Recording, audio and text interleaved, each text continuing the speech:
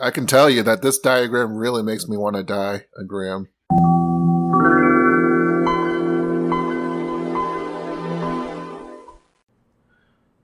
Welcome to Tech Tales. I'm here with my friend Jules. Say hi, Jules. Hi, Jules. Thank you, Jules. Thank you, Jules. And today we're going to talk about the Sony Xperia Play. Now, when I first talked with you about this episode, I thought we were doing something about that clamshell device from it was like a PDA clamshell thing from like 2011, and I mistook that for, what was it, the Xperia P or something like that? Maybe. Sony had a lot of letters in their phone names. So this was the first and last PlayStation phone. This laid the groundwork for other phones that would have Sony's and that would have the PlayStation branding, and that just sort of never happened. But the one phone we got is pretty interesting, so we're going to talk about it. How interesting? How many did it sell? It was not a high number. Okay. Yeah. So I know you know this, Jules, but just for general, I think you do. Just for general context, throughout the 2000s, the phones Sony was selling weren't completely made by Sony itself. They were being developed and manufactured by Sony Ericsson, which was a joint venture between Sony and Ericsson in Sweden. Now, who was Ericsson? Well, he was in X-Men. So that division between Sony and Ericsson quickly becomes an issue for the development of this phone. Now, in November 2005, Sony Ericsson filed a patent for a phone that what I'm going to do is I'm going to send you the image, and you can try to describe it. Okay. If you had maybe like a camera? Like a point-and-shoot camera, you have the body of that, but the screen that's attached to it is on like a turntable, like you see in those rail yards or something, and it has its own kind of, controls on it too. Not touchscreen because it's 2007, right? And you have it positioned in the built, or like the standard, like fitting to the form way, and then you have it turned 90 degrees, and that's kind of weird and exciting for people. Yeah, like the default orientation is portrait, but it flips to landscape, but you don't flip the entire phone in landscape, just the little screen part swivels. So see, I'm too used to the smartphone form factor, where I thought the way that we were looking at it was the wrong way. You weren't supposed to hold it in the portrait mode. You were supposed to hold it in the landscape mode. But it turns out I'm wrong. So, and also in this diagram, and if anyone wants to look at this, all the links for the sources are in the show notes, and this will probably be the first link. I can tell you that this diagram really makes me want to die, Graham. Maybe the weirdest part of this to me is that there are buttons on the part that turns. So at some point you're going to be like trying to press the buttons that are on this slim sheet of phone that's attached to the larger phone. Well, you need access to all of the controls. It's very weird. I don't know how it So there are buttons on the actual phone body, and then on the screen panel there are more buttons. Right. And I don't know if too many buttons. Buttons. Too many buttons. And this is me not having actually seen the actual product yet. Yeah. So. This patent was filed in November 2005. So this was after the PSP, but in this era where we still didn't have like the modern smartphone design yet. This was 2 or 3 years before the original iPhone. Yeah, so early days. Sony Ericsson said in September 2006 that it was, quote, working on something, quote, related to a PlayStation phone. At the time, they wanted it to have the goal of combining gaming and communication features, which sounds very basic. But again, this was in 2006. So that means you can play Snake on it. Right. speculation started again in 2007 when Sony Ericsson announced that it would use the XMB menu bar interface, which was on the PS3 and the PSP, on some of its phones. Then in February of 2008, the official Sony magazine said, quote, "A new PSP style phone is apparently in development. There are even suggestions that it could be in shops as early as February," which is really funny for an official source from Sony to say. Like, it's like speculating about the thing it's making. It's very weird. You know, there's always feelers that it could be sending out and gauging reaction. There are even suggestions made by my boss as I write this. So then around this time, there's a little bit of turbulence between Sony and Ericsson over this phone. There were a few reports around this time that Sony was going to block Sony Ericsson from using the PlayStation brand because Sony wanted whatever was developed under it to be completely under its control. So they didn't, so they wanted to own the whole thing and have control over the whole thing. So PlayStation phone almost didn't happen. Supposedly, Sony itself began development of what would become the Xperia Play in 2009.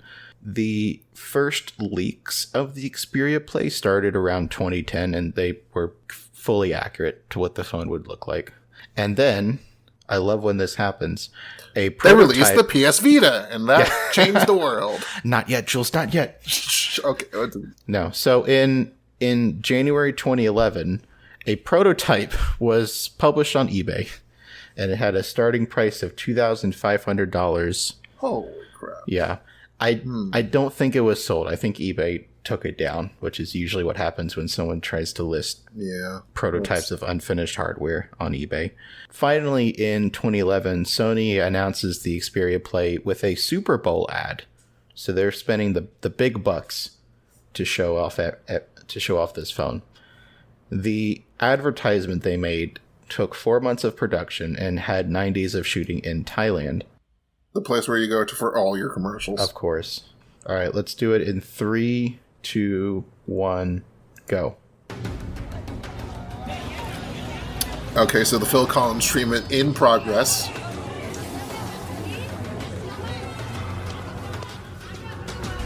Already we're seeing 3 days of this shoot.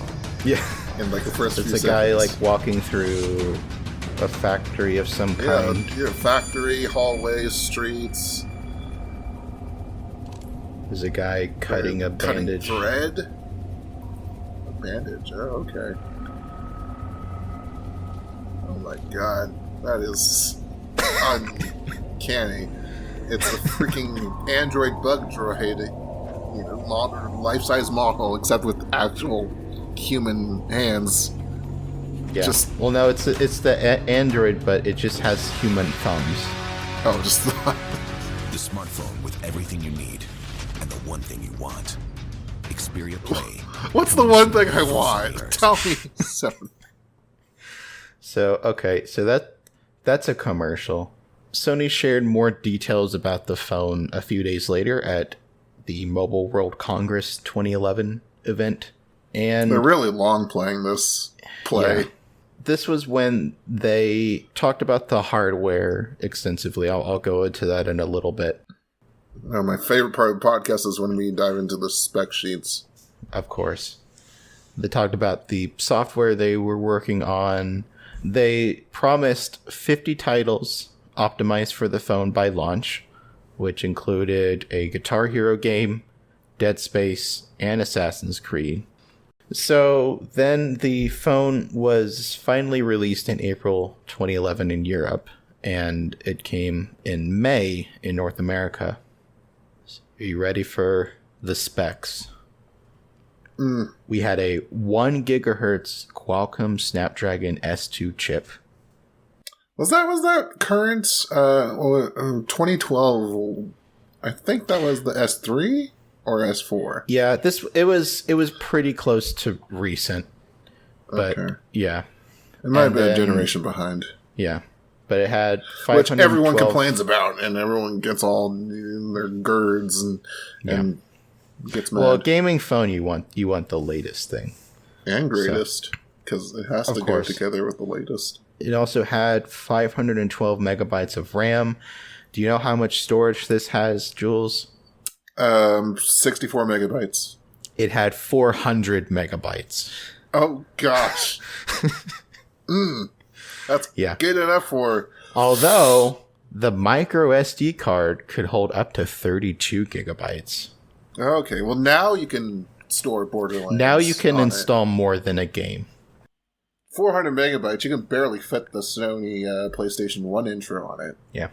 The battery was 1,500 milliamps. It had a 4-inch LCD screen with a resolution of 854 by 480.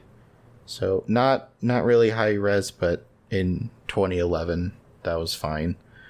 And then it also had a 5.1 megapixel rear camera. The main draw of this phone is that in the normal use, it was just it looked like a normal smartphone with a large portrait screen and some buttons on the bottom.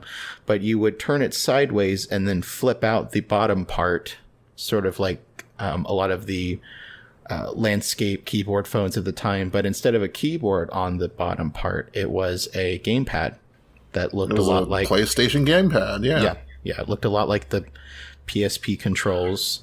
But instead of joysticks in the middle, the two joysticks, you have what looks like touch capacitive paddy things. So it had real buttons, but not real joysticks. It had like a touch pads where your thumbs would go. Man, I wonder how the Joy-Con drift on that would have felt. Terrible. This phone comes out. The first wave of reviews are sort of mixed. I found more negative reviews than positive reviews. Tell me why. Yeah. So Tech Radar said, much of what ails the Xperia Play could be fixed with time and care. We reckon you could do better for your money. The Xperia Play is too pricey for casual gaming, while we'd suggest serious gamers would be better served by picking up a full mobile console. Sony fans have the NGP to look forward to, which would become the PlayStation Metal Vita. Gear. Jules, where's the M in there? I thought you said MGP. I said NG. Metal Gear. Metal Gear. It's just you put in the gear in a pot of water and then it becomes tea. Yeah. Sony fans have the NGP to look forward to, and we'd seriously recommend the 3DS as an alternative. And then The Verge said, based on hardware alone, the Xperia Play is not an interesting choice. The specs and Android experience are good, but not great. The display is surprisingly dim, and at a risk of sounding too broad, there are no games that really justify the gamepad and added thickness. Oh, who has ever heard of The Verge in 2011? I don't know, these little tech blog. And then finally, Wired said, I actually enjoyed the experience of gaming on the Play. For the first time, I didn't feel like I was playing a game slapped onto a phone interface. It feels like a standalone portable gaming device that's no easy feat to accomplish. Well, there you go. That's a mix, all right? The main point in all these reviews is that this phone was somewhere in the middle of being a game console and a normal phone. So it had the worst of both worlds. Yeah. Most of the games were either smartphone games that had already been released, where the developers just added support for the physical buttons, or in some cases they didn't even do that. It was just and considering what I see of the thumbnail for the commercial video is a Game Loft, probably Asphalt something. Yeah. So a lot of the games for this were just games that were already on Android smartphones, and the developers added the button support, and in some cases uploaded it to Sony's own app store for this. Oh, remember when Sony had its own app store? That's when everyone had its own app store. I was going through articles from this at the time, and they were also talking about games from like Verizon's Android App Store. Remember that? That was terrible. Some of the games were normal smartphone games.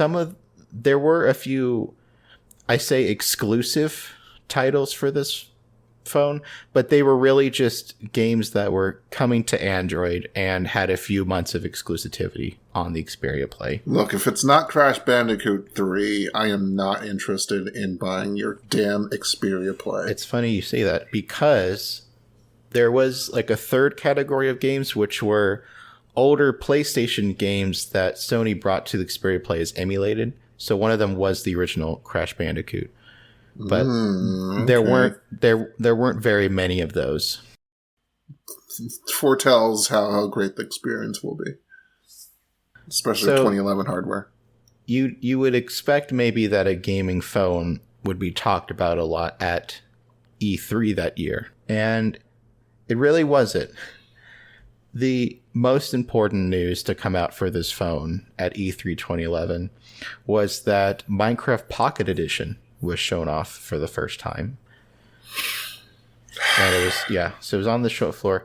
So this is really funny. So the current version of Minecraft that's on Android and iOS started off as an Xperia Play exclusive. It was made for that phone. And then later it was ported to Android phones without physical controls, and then later iPhone. And there is a interview I believe IGN did on the floor where they were talking to the people at Mojang about the game, and it's kind of fun to watch as like a time portal where we're amazed at Minecraft on a phone. They were simpler times. Indeed they were.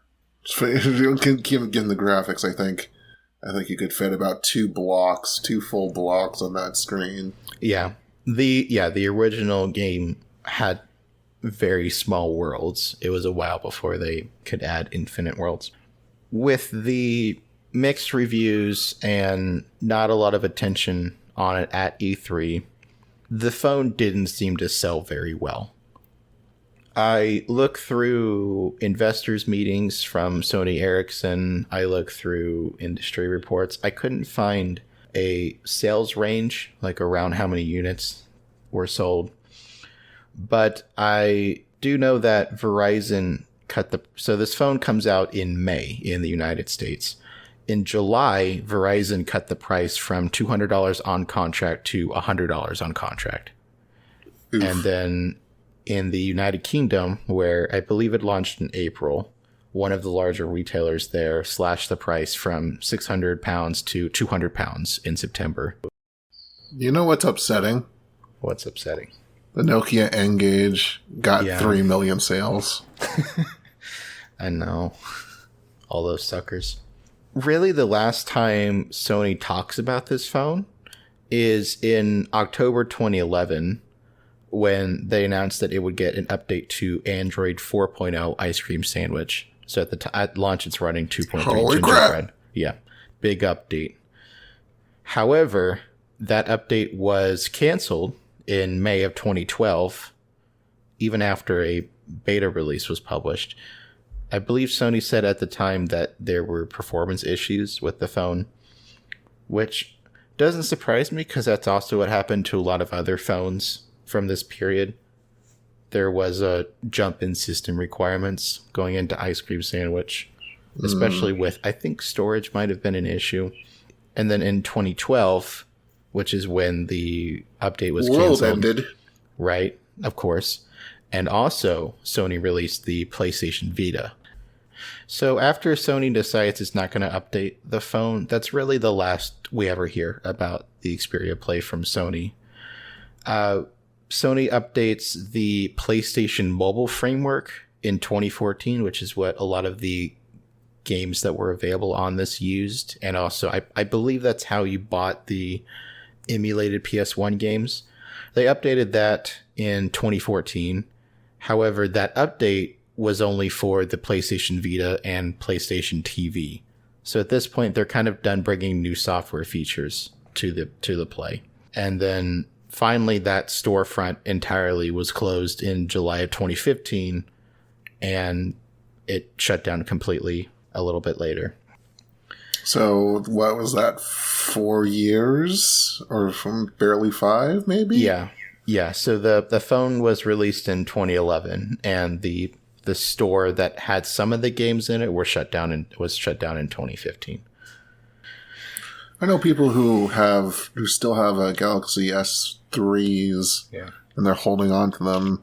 I guess there's always a faction of people that are willing and know how to use their phones in a way where they just are able to keep them for 6 or 7 years.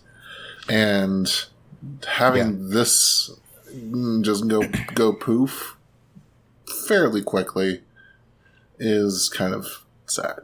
And that's really just the Sony proprietary parts that stop working after a couple years. Again, this is just a normal Android phone with physical buttons. You know, you could still download new games and apps on this for a long time. I don't know how functional Android 2.3 is in the modern day. I'm going to venture to guess it doesn't work well. But because it's still Android, you can still sideload apps and games built at the time. You can, you could still put emulators on this and they would still work. There was a developer community built around it that kept it alive for a little bit longer. Most of the community built software packages and ROMs for this phone were still on Android 2.3, just because that was what Sony released and that was the most stable, and they could build on top of that. Like, I found a few where people ported some newer system apps from Ice Cream Sandwich and Jelly Bean and Kit Kat, but still had 2.3 as a base. I did find one experimental update for Android 4.4 Kit Kat. However, it did not have camera support, and I think a couple other things were broken. So there was some missing functionality there. But this got a little bit of support from developers after Sony tossed it. That's kind of the end of the Xperia Play story. However, some renders for an unreleased Xperia Play 2 start to show up in 2012, and then finally in 2020, a prototype shows up. So I will send you photos of that, and you can paint us another word picture. Oh, it looks like an HTC Sony PlayStation phone. Yeah, sure. A little bit. It has I think it has a little bit less personality, maybe. Yeah, the Android design language is a bit more modern. With the they still wait. So this was 2012. You said? Yes. Okay, so the menu button, in addition to the home, back and recent apps buttons, would still be in vogue, I guess. Although, how did the controller bit? It's just a whole back panel that just flipped out. Yeah, it's still the controls still slide out. So okay. So it's similar to the old phone, but you can see actually it still has the physical arrow buttons and the main like shape buttons from a PlayStation controller, but it also has a 3D button on it. Aww. Because this was around the time that HTC and Sony were trying 3D on phones. Everyone was doing 3D. Yeah. The 3DS, come on. 3D was very hot back then. 3D TV is my favorite. But yeah. Oh, and the shoulder buttons are nice too. Yeah. Yeah, it's a much sleeker design. Like, I think if this came out unmodified today, I think it would probably look fine. It's a sleeker design, although I'm questioning what the back panel's backside, where they have all the exposed screws. That's great. No, that's fine. That's you don't like screws on your phone, Jules? Yeah, Philip said I could just take out everything and make it into a real easy PS, repairs, Jules. Easy repairs. Xperia PS. It seems like this might have been a nice update for the people who wanted the first one, but because the first one didn't sell all that well, this never came out. Which is a shame, because there's so many gaming phones now but none of them have physical controls. Some of them have accessories, and you can clip on buttons on the edges of the phone, but none of them have this slide-out design. And I wish someone would try to do that again, because especially with how great emulators are on mobile phones now, where you can play like Wii games on an Android phone now, no problem. So I would love to see someone tackle this design again. And I don't how many freaking infrared things with an infrared beamer are there left? Yeah. And again, one of the issues that kept coming up with this phone was just that it was so much bulkier than other smartphones at the time. And I think that would still be a concern if someone tried this today. I don't know. I feel like this could work today, especially because there are more polished games on Android or just phones in general than there were 10 years ago. But just like that controller panel, Sony decided to slide out of making... Yeah. I'm sorry. I really wish someone would try this again. I don't really care who. I would like to see someone try this again. Like I have the the Razer gamepad that clips onto the sides of my phone, and it's fine, but then you have to take that everywhere you want to play games with physical buttons. I just want to be able to wear something like a Google Glass or, less intrusive VR. I would like that buttons. too. I would like Google to try Google Glass again. Yeah. So that's really it for the Xperia Play. It was a long time coming, and then when it finally was released, and a short time going. Yeah. When it came out, no one seemed to care all that much. And the next year, Sony moved on to the PlayStation Vita, which wasn't a massive success either, but that was where all their attention was going. Well, guess where Sony are today? They're still here. I thought you were going to do something there, but no. It was... No, there is no capitulation. Oh, okay. Thank you for inviting me onto this show. I really appreciate it. Such insightful conversation. Well, I used it all up in the first half.